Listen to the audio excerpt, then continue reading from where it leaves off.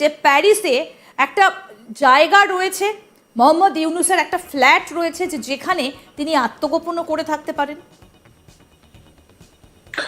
আসসালামু আলাইকুম প্রিয় দর্শক শ্রোতা, প্যারিসে ডক্টর ইউনূসের এবার গোপন আস্তানার সন্ধান পাওয়া গেছে। পশ্চিম বাংলার মিডিয়ায় এবার ডক্টর ইউনূসের সেই গোপন আস্তানা নিয়ে ভিডিও করেছেন।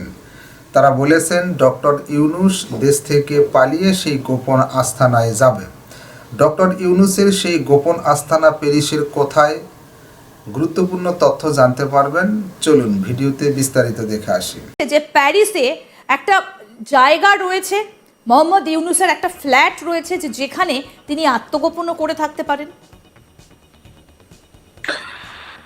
প্যারিসে ডক্টর মোহাম্মদ ইউনূস দীর্ঘদিন যাবতই বসবাস করেন এবং তার সেখানে ফ্ল্যাট আছেন এবং তিনি তার যে ডক্টর দেখানো বা অন্যান্য ইস্যু এগুলো তিনি প্যারিসেই করেন, দীর্ঘদিন যাবতই করেন।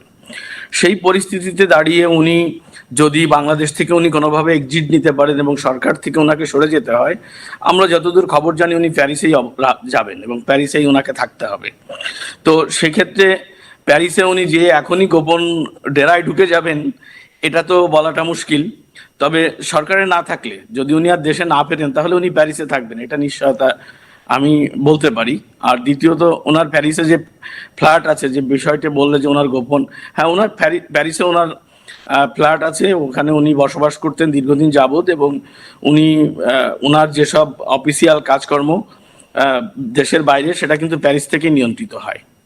দাদা, একটা খবর আমরা পাচ্ছি সূত্র মারফত যে বাংলাদেশে যখন মোহাম্মদ ইউনূস তিনি ক্ষমতা গ্রহণ করলেন, তত্ত্বাবধায়ক সরকারের মাথায় যখন আগস্ট মাসে তাকে বসানো হলো, সেই সময় যারা বাংলাদেশে এসেছিলেন, থাকতে শুরু করেছিলেন, তারা নাকি অনেকেই আবার বাংলাদেশ ছেড়ে অন্যত্র চলে গেছে।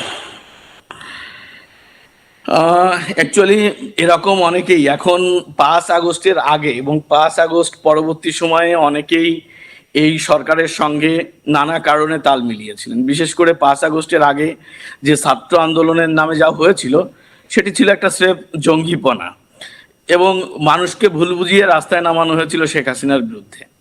তো শেখ হাসিনা দেশ ছাড়ার পর সেখানে নতুন করে মানুষের সামনে যে ইস্যুগুলো চলে এলো, সেখানে দেখা গেল যে একটি মানে পরিকল্পিতভাবে এই একটি নির্বাচিত সরকারকে উৎখাত করে এই সরকার এসেছে এবং ডক্টর মোহাম্মদ ইউনূস তার জাতিসংঘের যে অধিবেশনে যোগদান করে সেখানে তিনি প্রথম স্বীকার করলেন যে বাংলাদেশের 4-5 বছর ধরে পরিকল্পনা করে এই আন্দোলন সফল করেছেন তারা। ইভেন তার একজন উপদেষ্টা বললেন যে এই হত্যাযজ্ঞ যেটি হয়েছে জুলাই আগস্টে, সেই হত্যাযজ্ঞের ব্যবহৃত যে রাইফেল, স্নাইপার, সেই স্নাইপারটি বাংলাদেশের কোনো বাহিনী ব্যবহার করে না। তাহলে স্নাইপার দিয়ে মানুষ মারার কথাও আমরা তাদের মুখে শুনেছি।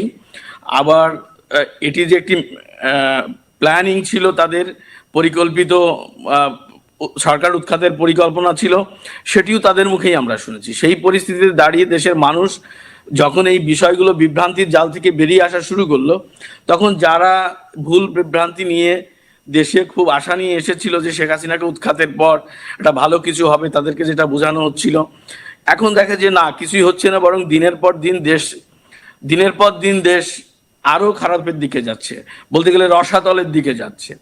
তো সেই পরিস্থিতিতে দাঁড়িয়ে যারা বিবেকবান মানুষ, তারা কিন্তু ঘুরে দাঁড়ানো শুরু করছে। তার মধ্যে অনেকেই দেশ ছেড়ে চলে গেছে। ইভেন ডক্টর মোহাম্মদ ইউনূস, তার মেয়েও কিন্তু বাংলাদেশ থেকে চলে গেছে, কারণ নিরাপত্তাহীনতার ব্যাপার। তারপরে আমরা একজন তাদের সমর্থিত একটা পত্রিকার এক্সিকিউটিভ এডিটর, তিনিও ফেসবুকে স্ট্যাটাস দিয়ে উনি চলে গেছেন দেশ ছেড়ে। বলেছেন যে বাংলাদেশ চেয়েছিলাম, যে স্বাধীনতার কথা বলা হচ্ছিল, তা সেই বিপ্লবের কথা বলা হচ্ছিল, তার ধারের কাছে এটা যাচ্ছে না, বরং আরো উল্টো হচ্ছে। আগের চেয়ে ঘুষের রেট বেড়ে গেছে, চাঁদার রেট বেড়ে গেছে। এটা উনি ওনার সোশ্যাল অ্যাকাউন্টে উনি এটা পোস্ট করে চলে গেছেন। শুধু তাই নয়, বিভিন্ন ক্ষেত্রে যারা বিভিন্ন পেশার মানুষ, নায়ক নায়িকা, গায়ক গায়িকা, বিভিন্ন সোশ্যাল মিডিয়ার সেলিব্রিটি, সবাই এখন তাদের স্থান পরিবর্তন করছে। তারা বলছে আগেই ভালো ছিলাম, এরা আমাদেরকে বিভ্রান্ত করে নতুন একটা বিপদের মুখে ফেলছে আরো। তো এই পরিস্থিতিতে দাঁড়িয়ে অনেক মানুষই দেশ ছেড়ে চলে যাবে বা যাচ্ছে, এবং সবারটা তো প্রকাশ হচ্ছে না, যাদেরটা প্রকাশ হচ্ছে সেটা আমরা জানতে পারছি, কিন্তু অনেক মানুষই সেটা করছে। সুতরাং এই মুহূর্তে দাঁড়িয়ে মোহাম্মদ ইউনূসের একেবারে পথ একেবারে প্রশস্ত, পিছু টানহীনই বলা যেতে পারে। আমরা যে বিষয়টা নিয়ে কথা বলছিলাম খানিকক্ষণ আগে, যে তাহলে কি শেষ পর্যন্ত এই 2025-এর নির্বাচন ডিক্লেয়ার করবেন মোহাম্মদ ইউনূস? ডক্টর ইউনূসের একজন প্রেস সেক্রেটারি আছেন শফিকুল আলম, উনি একটা প্রেস কনফারেন্সের মাঝখানে বলেছেন যে যদি দেশে সংস্কার চান তাহলে 2026-এর মাঝামাঝি ইলেকশন, আর যদি সংস্কার না চান তাহলে 2025-এর ডিসেম্বরে ইলেকশন। মানে 1.5 বছরে, যদি সংস্কার হলে 1.5 বছর, না হলে 1 বছর তারা সময় চেয়েছেন।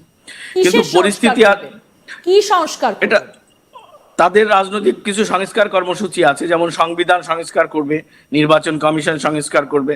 আদেও সেগুলো হওয়া সম্ভব নয়, কারণ বাংলাদেশের সংবিধানের আলোকে সেগুলো করার সুযোগ এই মুহূর্তে নেই, নির্বাচিত সরকার ছাড়া নেই। তো এখন তারা জোর জবরদস্তি তো যা খুশি করছে। সেই জোর জবরদস্তির জায়গা থেকে যদি তারা করতে চায়, সেক্ষেত্রে যদি রাজনৈতিক দলগুলো যারা এখন তাদের পক্ষে আছে, তাদের সম্মতি নিয়ে তারা বলছে যে যদি তারা চায় তাহলে 1.5 বছর, আর যদি না চায় তাহলে নির্বাচন দিয়ে 1 বছরের মধ্যে তারা ক্ষমতা হস্তান্তর করবে।